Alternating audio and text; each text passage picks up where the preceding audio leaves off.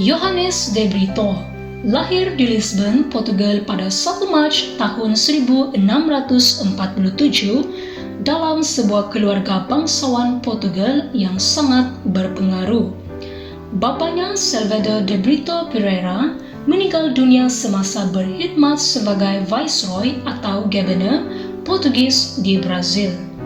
Ketika masih kanak-kanak, beliau bersahabat baik dengan Dom Pedro yang kemudian menjadi Raja Portugal.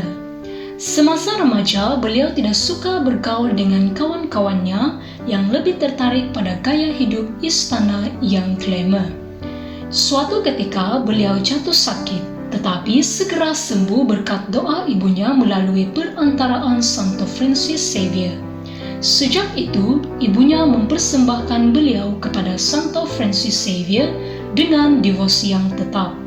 Devosi ini menumbuhkan dalam dirinya minat untuk mengikuti jejak Francis Xavier. Beliau bercita-cita menjadi seorang misionaris seperti Francis Xavier. Pada hari Krismas tahun 1662, beliau memasuki novisiat Serikat Yesus di Lisbon.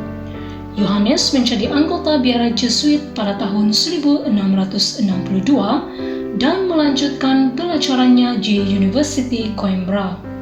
Di hadapan kanak-kanak Yesus yang berbaring di kandang Natal biaranya, beliau berdoa dan memohon agar diutus ke Jepun sebagai misionaris. Pada waktu itu, Jepun telah menjadi sebuah wilayah misi di Asia, tetapi Tuhan mempunyai rencana lain untuknya. Setelah ditabiskan menjadi seorang padri, beliau diutus ke daerah misi di Madurai, India Selatan pada tahun 1673 untuk berkhutbah dan menyebarkan agama Kristen di wilayah itu.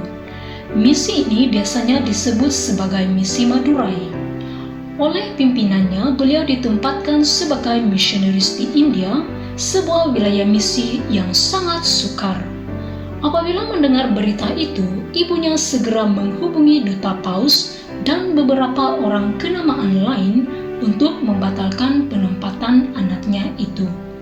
Baginya, penempatan itu sangat berbahaya untuk anaknya. Tetapi Yohanes dengan tenang menjelaskan segala sesuatu kepada ibunya. Tuhanlah yang memanggil aku. Aku tak mampu berbuat sesuatu selain menerima keputusan itu dengan iman sambil menyerahkan diri pada kebaikan Allah. Tidak mendengarkan panggilan Allah sama saja dengan membangkitkan kemurkaan Tuhan kepada kita. Dengan nama Tuhan, aku bersedia berangkat ke India untuk mewartakan Injil Kristus. Demikian katanya kepada ibunya. Karena keteguhan imannya akan rencana Allah, beliau sanggup mengatasi segala rintangan yang mendatang. Ibunya sendiri akhirnya merelakan beliau pergi ke India demi mewartakan Injil Yesus Kristus. Misi Madurai adalah percobaan yang cukup berani oleh para Jesuit untuk mendirikan sebuah gereja Katolik India yang bebas daripada budaya Eropa. Yohanes menyadari bahwa penduduk India sangat terikat dengan sistem kasta, dan hampir semua orang yang dibaptis berasal dari kasta bawah. Kemudian beliau menyadari bahwa untuk memberi kesan yang lebih luas, agama Kristen harus juga mempertobatkan kalangan kasta atas. Oleh itu, Yohanes mempelajari bahasa tempatan, sebaik mungkin hidup sebagai Brahmana yang adalah vegetarian, berpantang daging, ikan, telur, dan alkohol, dan hanya makan kacang polong, buah, dan sayuran, serta menyesuaikan penginjilannya dengan cara berpikir orang India. Hasilnya sangat menggembirakan. Orang ramai berbusu-busu minta untuk dibaptis. Di tengah segala siksaan dan rintangan, tercatat Yohanes mempertobatkan sehingga 10.000 orang, dan ini diangkat menjadi misi unggul pada tahun 1685. Kejayaan Yohanes mempertobatkan orang-orang India membawanya kepada kematian yang mengerikan. Beliau ditangkap, dianiaya, dan dipenjarakan atas tuduhan berusaha mengubah agama negara. Kemudian beliau dihukum mati dengan dipenggal kepalanya pada 4 Februari tahun 1693 di Orea, India. Beliau sempat menulis surat perpisahan yang amat mengharukan kepada rakan-rakan misionarisnya pada malam sebelum pelaksanaan hukuman mati. Yohanes de Brito dibeatifikasi oleh Paus Pius ke-9 pada 21 Agustus tahun 1853 dan dikanonisasi oleh Paus Pius ke-12 pada 22 Jun tahun 1947. Pestanya dirayakan setiap 4 Februari sesuai dengan tarikh kemartirannya. Beberapa sekolah dan seminari di Portugal dan India didedikasikan untuknya, terutama yang dikelolakan oleh Ordo Jesuit.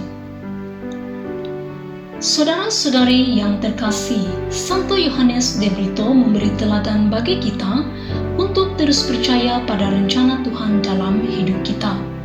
Meskipun berasal dari keluarga yang berpengaruh, beliau tidak jatuh dalam kenikmatan duniawi. Berkat doa dari ibunya tertanam dalam dirinya untuk menjadi pewarta kerajaan Allah seperti Santo Francis Xavier. Santo Yohanes tidak gentar walaupun diutus untuk bermisi di tempat yang dianggap bahaya bagi orang Kristen. Beliau dengan penuh semangat dan bijaksana berjaya mempertobatkan banyak orang di India. Saudara-saudari, kisah Santo Yohanes de Brito ini memberi inspirasi kepada kita untuk menyerahkan segala sesuatu ke dalam penyelenggaraan Tuhan sendiri. Mungkin kita mempunyai keinginan kita sendiri dalam hidup atau pelayanan kita, tetapi sadarilah bahwa rencana Allah selalu yang terbaik bagi kita. Jalaninya semuanya dengan penuh sukacita. Jangan takut pada salib-salib, karena Yesus berkata dalam Matius 11 ayat 29 hingga 30, "Pikulah kuk yang kupasang dan belajarlah padaku, kerana aku lemah lembut dan rendah hati, dan jiwamu akan mendapat ketenangan.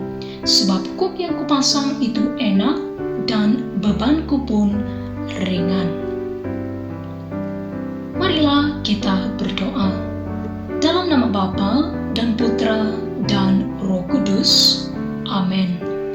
Ya Santo Yohanes de Brito, terima kasih atas teladan kebijaksanaan dan keteguhan imanmu dalam mewartakan dan mempertobatkan orang lain. Engkau tidak pernah takut meskipun ditentang dan dianiaya, karena bagimu mewartakan kebenaran dan kasih Allah serta menyelamatkan jiwa-jiwa adalah kehendak Allah bagimu.